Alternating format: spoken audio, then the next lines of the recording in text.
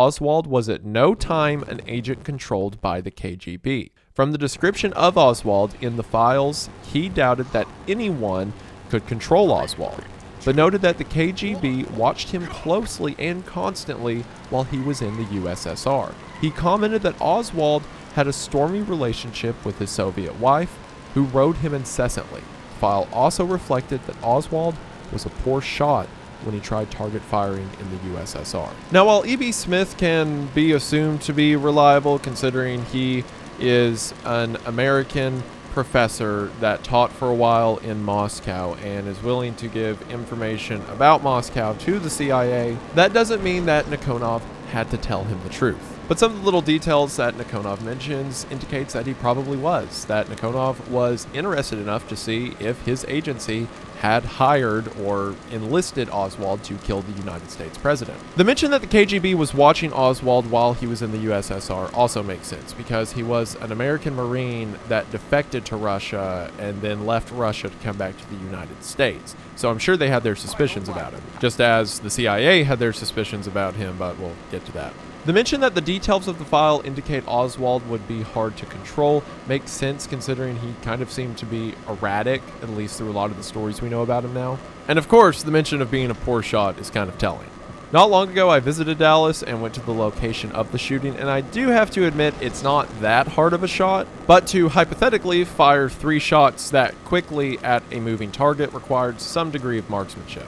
Also, for the record, the last time I talked about the JFK assassination to this degree was in one of the earliest videos on the channel. I proved the JFK conspiracy with a whiteboard, and I'm glad that you guys liked that video and it grew the channel. That means a lot. But to be honest, my standards for research then are nothing compared to what they are now. I've changed a lot of my opinions regarding the case and a lot of the logistics of it. I do think now firmly that Oswald was a shooter. My question is, was he the only shooter? And if he was a trigger man, who was he pulling that trigger on the behalf of? Was it himself or something else? So I don't read this last sentence saying that Oswald was a poor shot to mean Oswald wasn't a shooter. I read that to mean either himself or someone else invested to get him better. There's other things in the files that relate to Oswald and the JFK assassination, but you're going to need more context from other things mentioned in the files for them to make sense at this point. So we'll come back to that later. For now, I want to talk about some other things that came out of these files. Because to be completely honest, the wildest, craziest things that we have found out now have nothing to do with the assassination. See, when these assassination committees were doing their investigations into the CIA and the FBI, they wanted all of the information that related to agents who were involved in the assassination investigations, and they wanted all information regarding what the CIA was doing around the time. So that blew the lid on a ton of weird information. Now again, the stuff that I am talking about today is the things that have come out over the last 2 weeks. But in the JFK files that started to get released in 2017, that's where we got information that a CIA agent had claimed to see Hitler in South America in the 50s, meaning that Hitler survived World War II.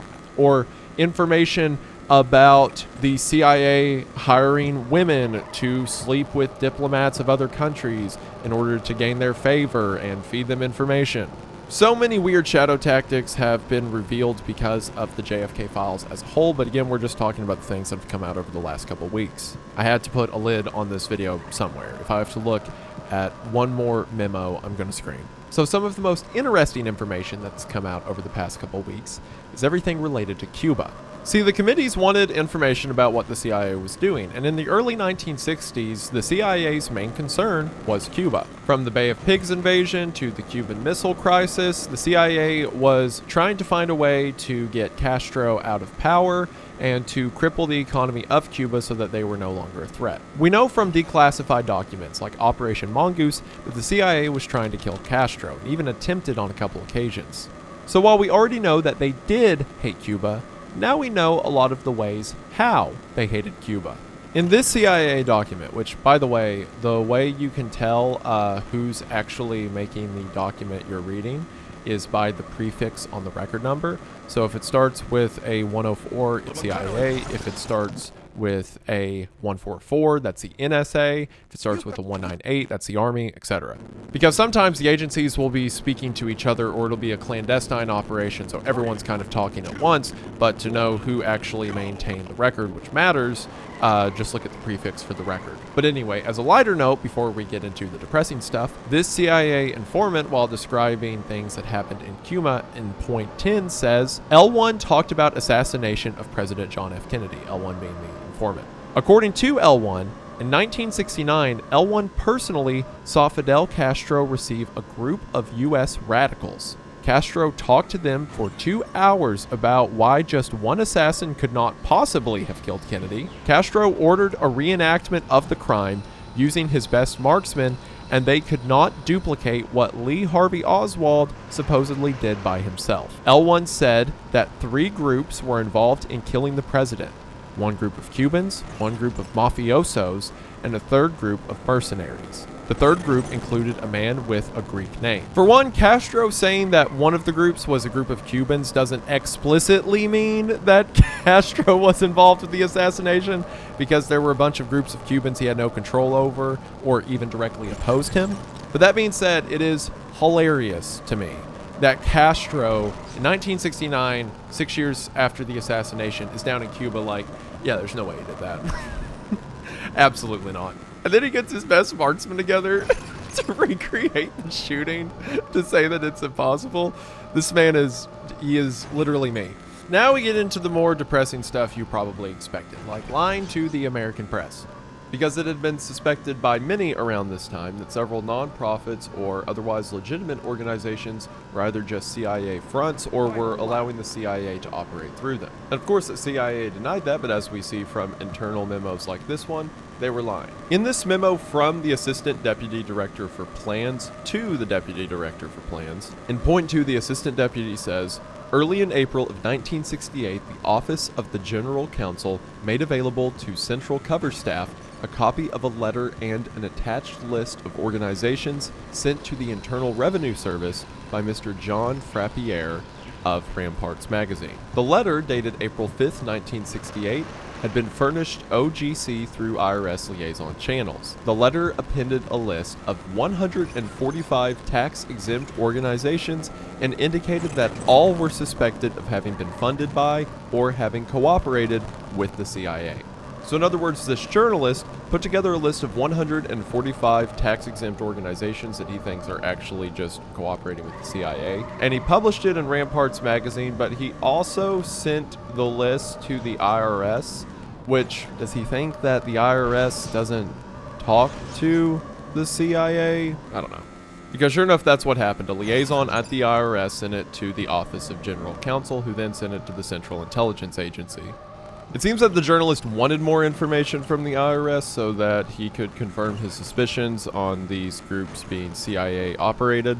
So what does the CIA say internally in this secret document? In point 4, they say, a review of available CIA data on the listed organizations has shown that 89 of them were at one time or another somehow associated with the CIA. It goes on to say only 2 of these are of current operational interest.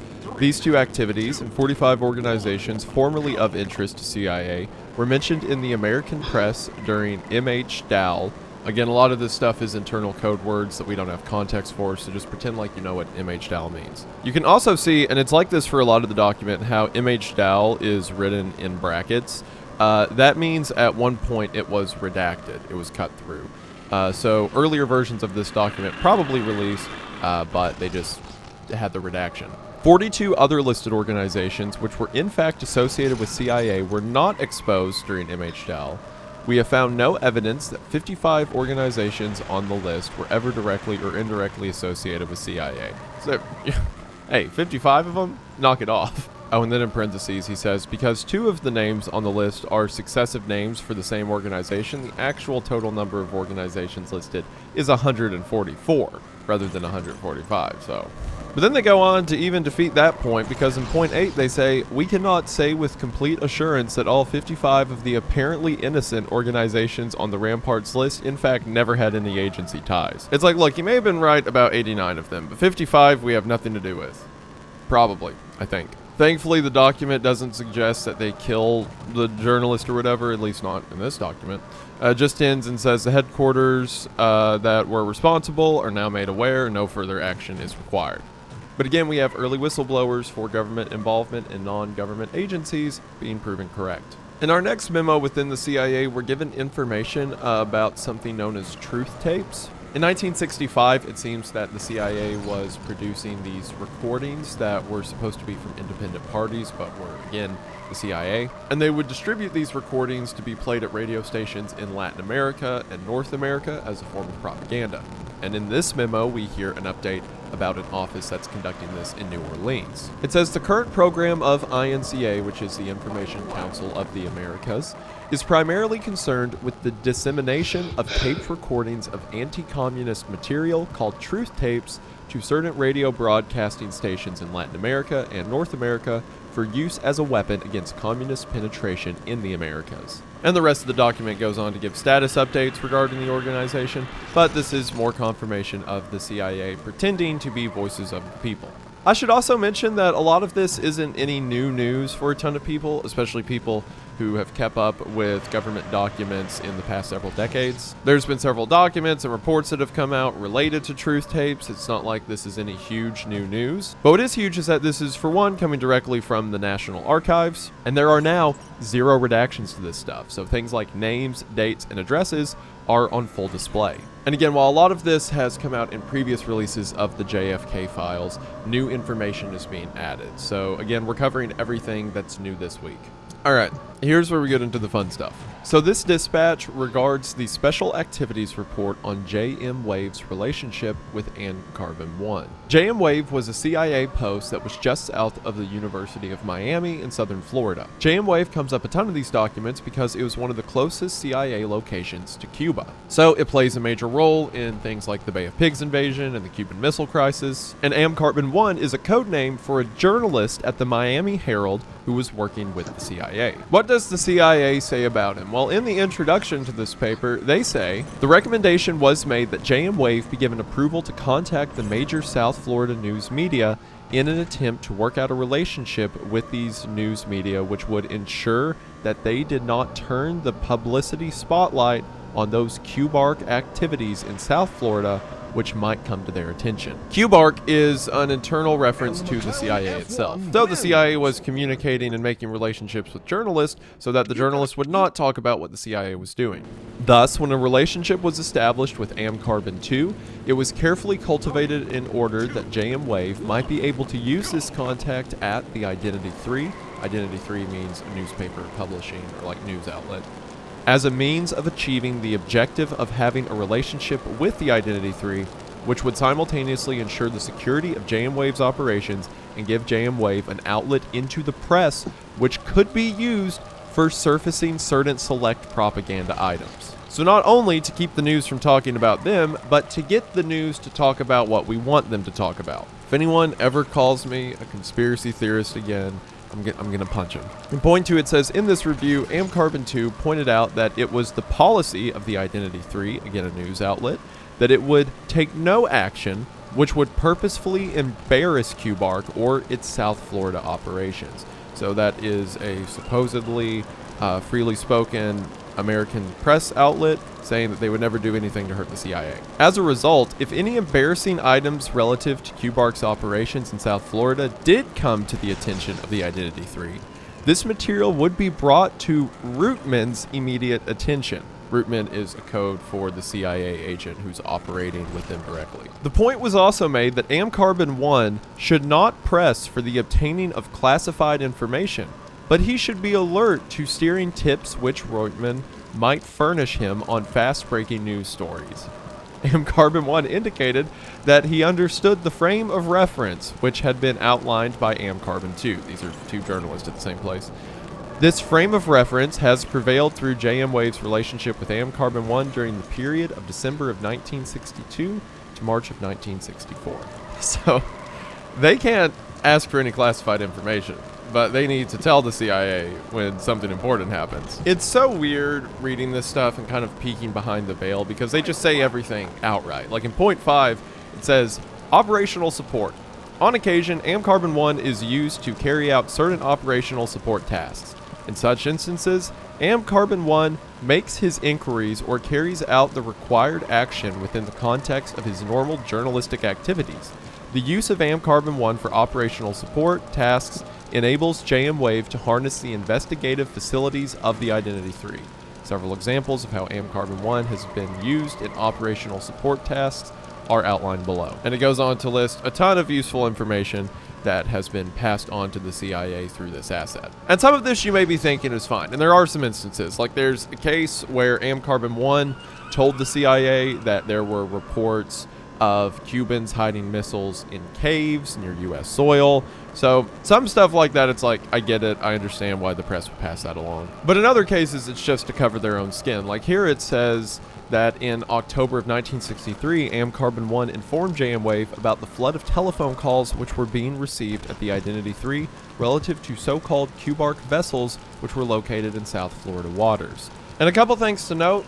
For one, the reason that you probably don't want to be super chummy with these guys is because, as we're going to talk about in a bit, they were not always the altruist. They weren't doing a lot of this stuff to just look good in the press and help people, especially when it comes to Cuba. There were some wild things happening. And two, and I really mean it because all the names are declassified now, do not harass, I think all these people are dead, but do not harass the memory or anyone associated with these people. While, yes, a lot of this sounds bad, and I disagree with it, you have to understand that the CIA would not approach these people in a friendly manner. While I'm sure there were some cases of willing corroboration, when an organization like that comes up to you and says you're going to help them out, you kind of have to help them out. At least if you want to maintain any public face or have your company maintain a public face. Point 7. AM-Carbon-1 has been used successfully during the period covered by this report as a propaganda outlet through which items of interest to Cubark, the CIA, could be surfaced in the free world press. And then they list a bunch of cases of that happening. And what's so crazy about this, since everything is declassified now, at the end of the report, they just have a picture of the news article that just tells you it's the Miami Herald, and it gives like the author's name and everything. Like, it's so wild. There's some interesting field reports, like here an agent in Cuba says that a man named Jose Xavier Cortez is passing himself off as a priest when he's actually not one, and says some things like, in Cuba, the Knights of Columbus are well entrenched. Again, another rabbit hole for another day. There's a bunch of documents that just kind of expand on the level of espionage that the CIA has, like here where it says that there's going to be a meeting of communist sympathizers in Paris, and the CIA already has people there. I haven't seen it in the reports I've read, but I've heard people talking about the JFK files, and they mention a file somewhere that says at some meeting in France, or maybe it was within the French embassy, that there were more people there who were either CIA agents or CIA liaisons who were like paid off by the CIA than people that weren't. So in a French political meeting, more people in the room are with the Central Intelligence Agency than otherwise. Again, I think that came from one of the earlier dumps of information in the JFK files, but regardless is insane. There's also some documents like this one that show you the National Archives history of this stuff, where it goes from being accepted to some parts being redacted to some parts being unredacted, and eventually to the release we have now. Now, there are some internal memos that give an idea of what the CIA was thinking during a lot of these historic events, why they were so paranoid. This intelligence report comes from JM Wave to the director of the CIA. That is information they gathered from an agent stationed in Cuba. The agent says that on October 11th, 1963, again in Cuba, 6 large trailer trucks entered Torrens, and on October 9th, 10 more of these large trailer trucks entered the base. An unidentified driver of a vehicle traveling behind one of the trucks reportedly observed tube-like objects which protruded at least 1 meter beyond the truck bed of one of the trailers, when by chance the wind blew to one side of the tar pool covering the trailer's cargo. And considering that this base in Cuba was suspected of having surface-to-air missiles, the CIA thought that Cuba was putting together a larger missile array, supposedly to use against the United States. So of course the solution to that, as you could imagine, is to threaten the Miami Herald.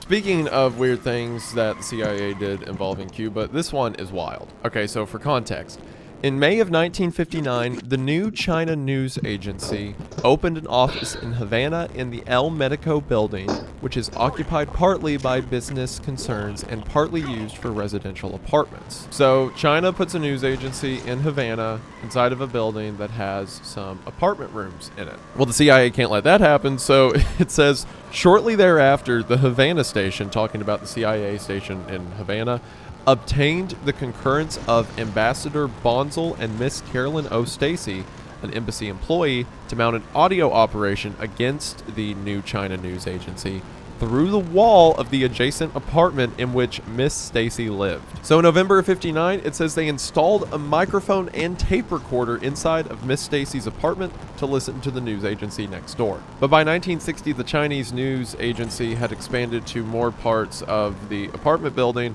and I guess the CIA's microphones couldn't hear that far. So a case officer named Brian Mills goes down, and he rents a room that is not next to the Chinese operation. It's above it, and I guess further across the room. So after he rents that room, he puts a team in that room to listen down on what the news agency is doing. And it says that a group of technicians go down and installed a probe microphone and tape recorder in the apartment obtained by Mills over the NCNA office. About this time, the equipment was removed from Miss Stacy's apartment, with the exception of the plastic probe, which was left in the wall and plastered over. So they have enough stuff on top of the news agency. They don't need Miss Stacy's room next to the agency anymore. As an additional security precaution to provide a safe haven, and after consultation with the acting chief of station, a key to an apartment in the same building leased by Mrs. Marjorie Lennox, an embassy secretary, was obtained. Mrs. Lennox was told that access to her apartment was needed for photographic surveillance purposes. So they find someone else who is staying in the building and get her to give them a key for photographic purposes, I guess assuming that they need to take photos of something across the street or whatever, not knowing that it's actually so they can spy on other people in the same building.